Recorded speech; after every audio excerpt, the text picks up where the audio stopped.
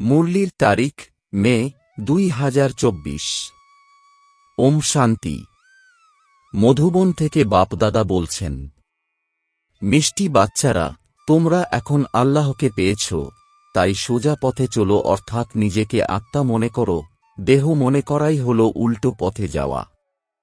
প্রশ্ন, এমন কোন কথাটি বুঝতে পারলে অসীম জগতের বৈরাগী হতে পারবে? উত্তর, পুরানো দুনিয়া এখন হোপলেস অর্থাৎ নিরাশাজনক, কবরখানায় পরিণত হবে। এই কথাটি বুঝে নিতে পারলেই অসীম জগতের বৈরাগী হতে পারবে। তোমরা জানো এখন নতুন দুনিয়া স্থাপিত হচ্ছে। এই রুদ্র জ্ঞান যজ্ঞে সমগ্র পুরানো দুনিয়া সাহা হয়ে যাবে। এই একটি বিষয়ই তোমাদের অসীম জগতের বৈরাগী বানিয়ে দেবে। তোমাদের হৃদয় অর্থাৎ মন এখন এই কবরখানা থেকে সরে গেছে। ওম শান্তি। আসলে হল ডবল ওম শান্তি, কারণ দুটি আত্মা রয়েছে। দুই আত্মারই স্বধর্ম হল শান্ত। বাবার স্বধর্ম শান্ত। বাচ্চারা সেখানে শান্তিতে থাকে, তাকে বলা হয় শান্তিধাম। বাবাও সেখানে থাকেন। বাবা তো সদাই পবিত্র। বাকি আর যে সকল মনুষ্যরা রয়েছে, তারা পুনর্জন্ম নিতে নিতে অপবিত্র হয়ে যায়। বাবা বাচ্চাদের বলেন, বাচ্চারা, নিজেদেরকে আত্মা মনে করো।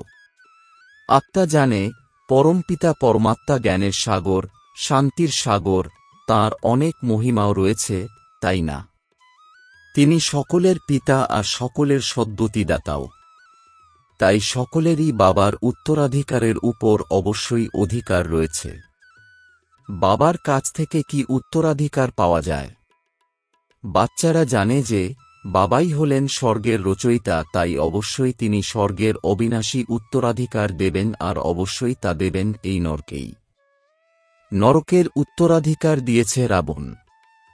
এই সময় সকলেই নরকবাসী, তাই না? তাই অবশ্যই এই উত্তরাধিকার রাবণের থেকেই প্রাপ্ত হয়েছে। নরক আর স্বর্গ দুইই রয়েছে। একটা কি শোনে? আত্মা। অজ্ঞানতায় থাকাকালীনও সবকিছু আত্মাই করত, কিন্তু দেহ অভিমানের কারণে মনে করা হয় সবকিছু শরীর করে। আমাদের স্বধর্ম হল শান্ত। একটা ভুলে যায়, আমরা হলাম শান্তিধাম নিবাসী। এও বোঝা উচিত যে সত্যখণ্ডই অর্থাৎ স্বর্গ ক্রমশ মিথ্যাখণ্ডে অর্থাৎ নরক পরিণত হয়। ভারত সত্যখণ্ড ছিল, পরে তা রাবণ রাজ্য মিথ্যাখণ্ডে পরিণত হয়েছে। এ তো সাধারণ কথা। মানুষ কেন বোঝে না? কারণ আত্মা তমপ্রধান হয়ে গেছে, যাকে প্রস্তর বুদ্ধি বলা হয়। যিনি ভারতকে স্বর্গে পরিণত করেছেন, পূজ্য বানিয়েছেন, তাঁকেই আবার পূজারী হয়ে গালি দেয়। এতে কারোর দোষ নেই। বাবা বাচ্চাদের বোঝান এই ড্রামা কিভাবে তৈরি হয়ে রয়েছে, কিভাবে পূজ্য থেকে পূজারী হয়েছে। বাবা বোঝান আজ থেকে 5000 বছর পূর্বে ভারতে আদি সনাতন দেবী দেবতা ধর্ম ছিল, যেন কালকেরই কথা। কিন্তু মানুষ তা সম্পূর্ণ ভুলে গেছে। শাস্ত্রাদি এই সব কিছুই ভক্তিমার্গের জন্য বসে বানানো হয়েছে। শাস্ত্র হল এই ভক্তিমার্গের জন্য, জ্ঞানমার্গের জন্য নয়। জ্ঞানমার্গের কোনো শাস্ত্রই তৈরি হয় না। বাবাই প্রতি কল্পে এসে বাচ্চাদের নলেজ দেন দেবতা পদ প্রাপ্তির জন্য। বাবা পড়ান, ক্রমশ এই জ্ঞান প্রায় লুপ্ত হয়ে যায়। সত্যযুগে কোনো শাস্ত্রাদি থাকে না, কারণ সেখানে রয়েছে জ্ঞানমার্গের প্রাপ্তি অর্থাৎ প্রালব্ধ। 21 জন্মের জন্য অসীম জগতের পিতার কাছ থেকে অসীম জগতের উত্তরাধিকার প্রাপ্ত হয়, পরে আবার অল্পকালের জন্য রাবণের উত্তরাধিকারও পাওয়া যায়, যাকে সন্ন্যাসীরা কাকবিষ্ঠাসম সুখ বলে। সেখানে শুধু দুঃখই দুঃখ, তাই এর নাম দুঃখধাম। কলিযুগের পূর্বে হল দাপর, তাকে বলা হবে সেমি দুঃখধাম। আর এ হল ফাইনাল দুঃখধাম।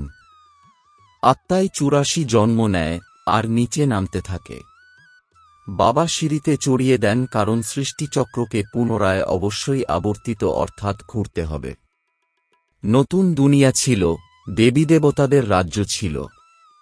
দুঃখের কোনো নাম বা চিহ্নই ছিল না, তাই দেখানো হয় যে বাঘে গরুতে একত্রে জল পান করছে। সেখানে হিংসার কোনো কথাই নেই। তাই অহিংসা পরম দেবীদেবতা ধর্ম বলা হয়। হিংসা হল এখানে সর্বপ্রথম হিংসা হল কাটারি চালানো। সত্যযুগে কেউ বিকারী হয় না, তাদেরই তো মহিমা কীর্তন করা হয়।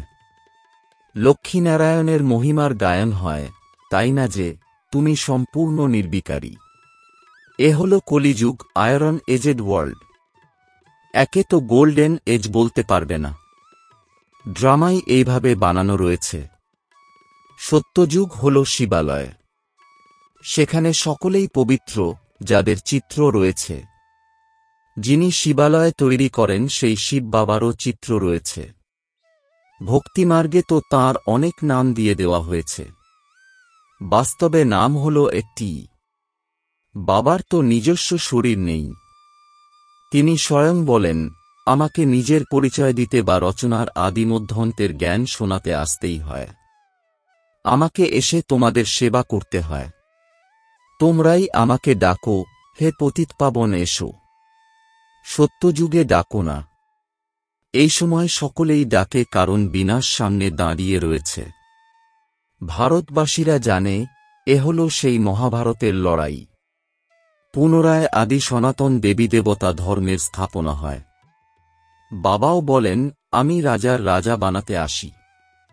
আজকাল তো মহারাজা, বাদশাহ ইত্যাদিরা আর নেই। এখন শুধু প্রজার উপরে প্রজার রাজ্য। বাচ্চারা বোঝে আমরা অর্থাৎ ভারতবাসীরা সম্পন্ন ছিলাম। হীরে জহরতের প্রাসাদে ছিলাম।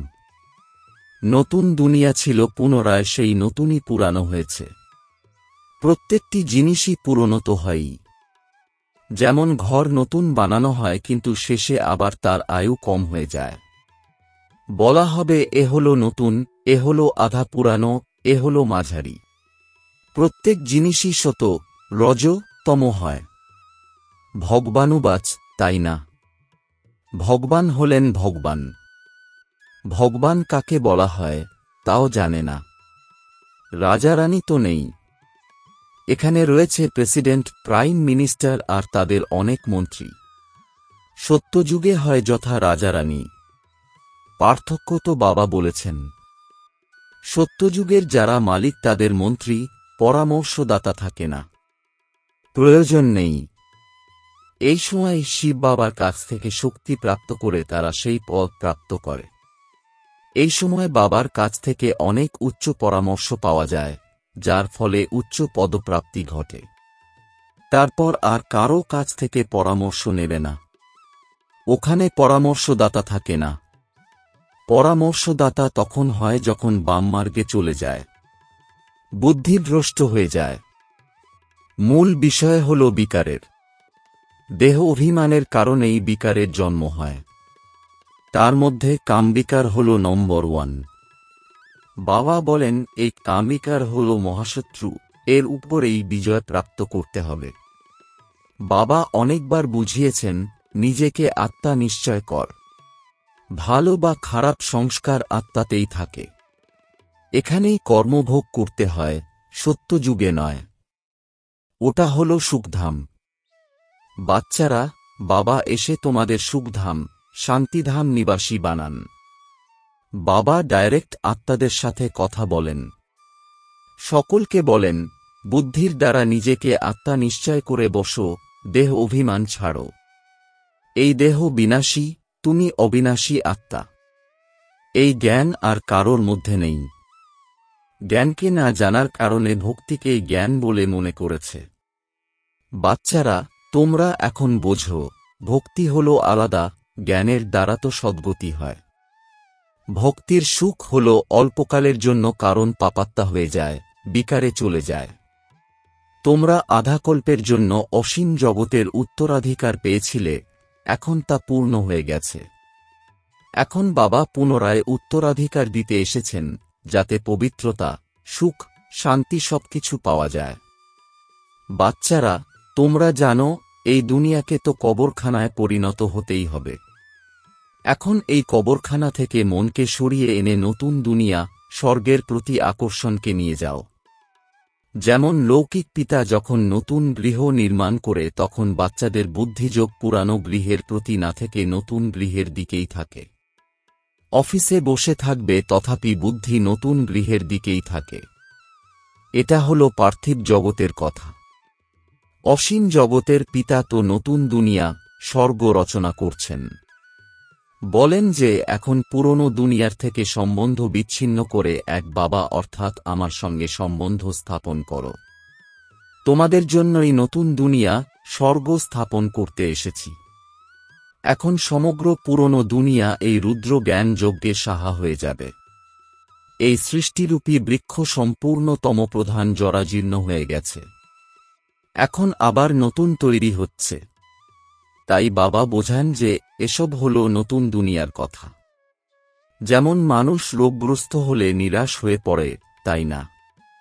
মনে করে এর বাঁচা খুব মুশকিল। ঠিক তেমনি এই দুনিয়াও এখন হোপলেস অর্থাৎ নিরাশাজনক। কবরখানায় যখন পরিণত হবেই তখন কেন একে স্মরণ করবে? এ হল অসীম জগতের সন্ন্যাস। হঠযোগী সন্ন্যাসীরা তো শুধু ঘরবাড়ি ছেড়ে চলে যায়। তোমরা তো পুরনো দুনিয়াকেই মনে মন থেকে ত্যাগ করো। পুরনো দুনিয়া থেকেই আবার নতুন দুনিয়া হয়ে যায়। বাবা বলেন, আমি তো হলাম ওবিডিয়েন্ট সার্ভেন্ট। আমি বাচ্চাদের সেবা করতে এসেছি। আমাকে ডাকা হয়েছে, বাবা আমরা পতিত হয়ে গেছি, তুমি এই পতিত দুনিয়ায় আর পতিত শরীরে এসো। দেখো নিমন্ত্রণ কিভাবে করে। পতিত বানিয়েছে রাবণ, যাকে দহন করতেই থাকে। এ হল অতি শক্তিশালী শত্রু। যখন থেকে এই রাবণ এসেছে তখন থেকে তোমরা আদিমধ্যন্ত দুঃখই পেয়েছ। বিষয় সাগরে হাবুডুবু খাচ্ছ। এখন বাবা বলেন, বিষ ছেড়ে অমৃত পান করো। আধাকল্প রাবণ রাজ্যে তোমরা বিকারের কারণে কত দুঃখী হয়ে পড়েছ। এতটাই উন্মত্ত হয়ে যাও যে বসে সে বাবাকে গালি দাও। গালিও এত দাও, অবাক করে দাও, যিনি তোমাদের পবিত্র বিশ্বের মালিক বানান তাকেই তোমরা সর্বাপেক্ষা অধিক গালি দাও। মানুষের জন্য তো বলো যে ৮৪ লক্ষ জনই আর আমায় সর্বব্যাপী বলে দাও। এও হল ড্রামা। বাবা তোমাদের মজা করতে করতে বোঝান, ভালো আর খারাপ সংস্কার স্বভাব আত্মারই হয়। আত্মা বলে আমি ৮৪ জন্ম ভোগ করি। আত্মাই এক শরীর ছেড়ে অন্য শরীর ধারণ করে। এখন একথাও বাবাই বোঝান। ড্রামার প্ল্যান অনুযায়ী পুনরায় বাবাই এসে যারা উল্টো অর্থাৎ বিপরীতধর্মী হয়ে গেছে তাদের সোজা অর্থাৎ স্বধর্মী বানান। মিষ্টি মিষ্টি বাচ্চাদের বাবা বলেন, এখানে তোমরা উল্টো অর্থাৎ দেহবোধ নিয়ে বসো না। নিজেকে আত্মা মনে করো। এখন তোমরা আল্লাহ অর্থাৎ ঈশ্বরকে পেয়েছ, যিনি তোমাদের সোজা অর্থাৎ স্বধর্মী বানান। রাবণ উল্টো অর্থাৎ পরধর্মী বানায়। পুনরায় সোজা হলে তোমরা সঠিকভাবে দাঁড়াও। এও এক নাটক। এই জ্ঞান বাবাই বসে বলেন। ভক্তি হল ভক্তি, আর জ্ঞান হল জ্ঞান। ভক্তি সম্পূর্ণ আলাদা। কথিত আছে যে একটি জলাশয় আছে যেখানে স্নান করলে পরি হয়ে যায়। আবার এও বলে পার্বতীকে অমর কথা শুনিয়েছে। তোমরাই তো এখন অমর কথা শুনছ, তাই না? শুধু এক পার্বতীকেই কি অমর কথা শুনিয়েছে? এ হল অসীম জগতের কথা। অমরলোক হল সত্যযুগ, মৃত্যুলোক হল কলিযুগ। একে কাঁটার জঙ্গল বলা হয়। বাবাকে জানেই না।